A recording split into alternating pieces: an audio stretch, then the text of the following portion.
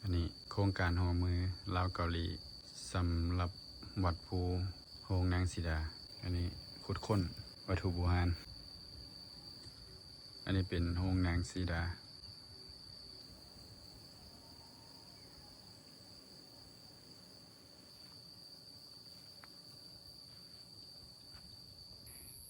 หินแต่ละก้อน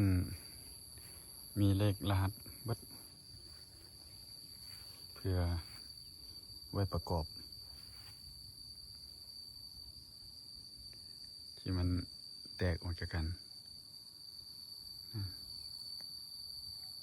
ตัวนี้เป็นทางน่าจะเป็นทางขึ้นมาปรับปรุงปฏิสังขรณ์ใหม่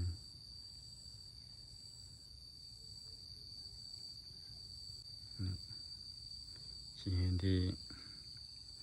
แตกผุออกจากกันหลายหิน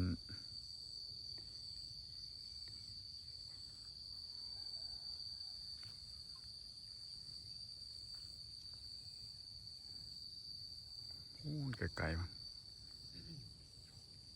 แม่นมืดนะ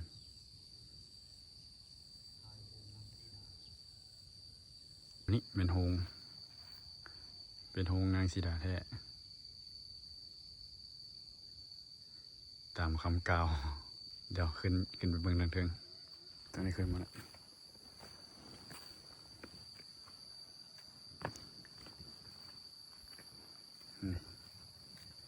ใส่สลักไว้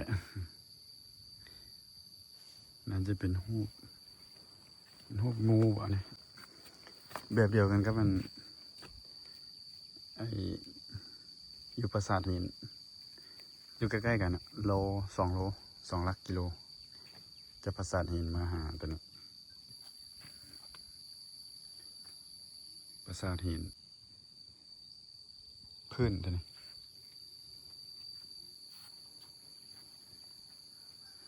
ก็จะเจาะหูเนาะเจาะหูไว้ยึดบอลหามกันหามออกขี้หินไปมายองกันไปขึ้นไปถึงข้างบนทั้งบกไปหัวเดี๋ยวอันนี้หูเป็นยังคือหูเป็นยังคือจังหนุมานเนาะมีหางซื้อลูกนางสีดานี่ในเรื่องพระรามนี่มันซื้อเท่าอย่างมันถ้าเป็นตำราพระรามนี่มันนางสีดานี่เป็นลูกของราพนสวนแล้วว่าเป็นก้อนหุ้นเป็นเมียของที่พระอินทร์เป็นเมียของพระอินทร์แล้ววันนี้ลงมาใส่กับราพนสวนและจึงมาเกิดเป็นพ่อลูกกันและสิฆ่ากันมานี่และราพนสวนสิฆ่าแล้วปล่อยคนเป็นผู้เป็นแม่เนาะเลยบ่อยากฆ่าลูกตัวเองเลยเอาลูกตัวเองหันไหลน้ำลองน้ำมาตามแม่น้ำลองมาตามแม่น้ำแล้วแต่ผลตกรรมสินะเรามาตกอยู่พี่แต่แม่นพฤษีเอามาเลี้ยงไว้พฤษีเอามาเลี้ยงไว้คันใหญ่มา10 ปลายปีเลยมีคนมาหาเนื้อมาลาสัตว์เรามาเห็นนางสีดาอยู่คือว่าโอ้คืองามแท้นะข่าวลือไปนี่ข่าวลือไปฮอดหูราพนสวนผู้เป็นพ่อแต่ว่าบ่ฮู้กันนะบ่ฮู้ว่าเป็นพ่อลูกกันนะแล้วพากันมาราพนสวนมาแล้วมาถามเอานางสีดานะกับพฤษีว่าคันอยากได้แล้วมันให้เจ้าโยนคนูนี่โยนคนูนี่ขึ้นถ้าว่าทานต้นเป็นคู่ผัวเมียกันแหละเจ้าหักสิยกขึ้นออกเลยพฤษีอธิษฐานใส่ธนูนั่นแหละเอาให้ยกพฤษีกับมิลิตพฤษีมิลิต แล้วลาวพนัสสวนมันก็เก่งแหละของเราโอ้สามธนูนี่สิยกบ่ขึ้นจ้ะยกกันนะที่แรกกันยกมือเดียวยืนยกจับมือเดียวยกบ่ขึ้นแหละ2 มือไป2 มือแล้ว2 มือก็บ่ขึ้นเฮ็ดอันน่ะยงโยใส่เนาะอันน่ะยงโยใส่ก็ยังบ่ขึ้นโอ้คู่เข้าใส่ดีๆบัดนี้บ่ขึ้นอีกอันนี้แล้วบัดนี้เครียดให้เพิ่นเลยสิเอ้าอยากให้เพิ่นเลยสิแล้วท่าเพิ่นเลยสิคือนะเอ้าเขาซั่นอันน่ะเจ้ายกอันน่ะธนูค่อยขึ้นลองดูซั่นน่ะสินี่ เพิ่นเลยสิยกธนูอันโมกขสสีบภาของลาวพนัสสวน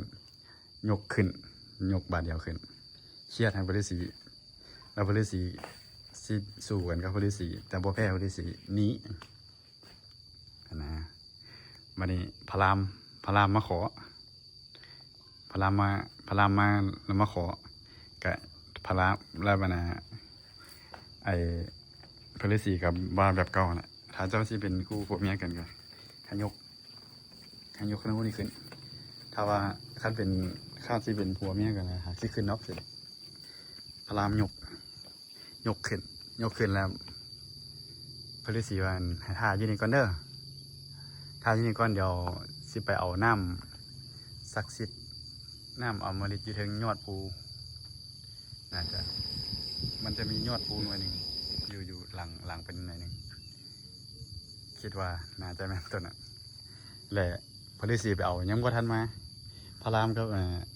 นางสีดาพากันหนีก่อนหนีจากฮงนี่ก่อนหนีจากฮงตัวนี้ก่อน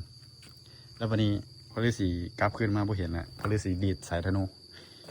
พากันย่านกลับขึ้นมาแล้วพอดีสีฮด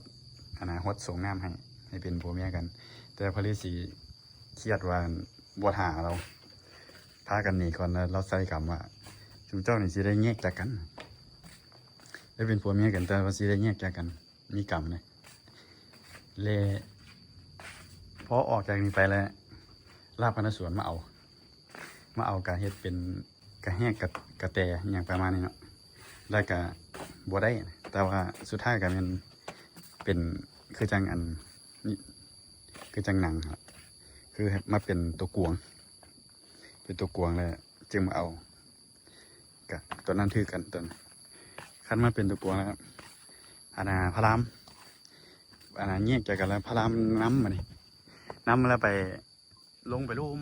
พวกนั้นแม่นไปกินไม้มานิโคตกินหมักไม้มานิโคตอยู่อันอาจจะรีผีแหละเพราะว่ารีผีมีต้นไม้มานิโคตอยู่ใกล้ๆกันนี่กับอันจำปาสักกับวัดพูตัวนี้กับโรงนางสีดาและไปกินหมักไม้มานิโคตจนเป็นลิงทอกอยู่ฮะ3 ปีพารามแล้วจึงได้กับอันน่ะนางเพียง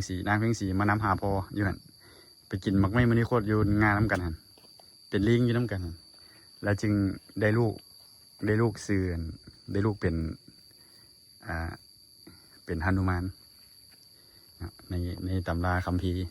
เรื่องพระลักษมณ์พระรามของหนังสือเราฮีดเราหนังสือใบลานสีเราเท่านี้ก่อนถ้าผู้ใดสนใจจะฟังนี่เราได้นี่มันมีหนังสือนี่มันมีซีมัดครูบาอ่านเบิดละเกือบเบิดละแต่ว่ามีครูบาเป็นอ่านซอยอยู่3-4 ผูกประมาณ3 ผูก 4 ผูกเป็นอ่านซอยตัวนี้เป็นทางกำลังจะ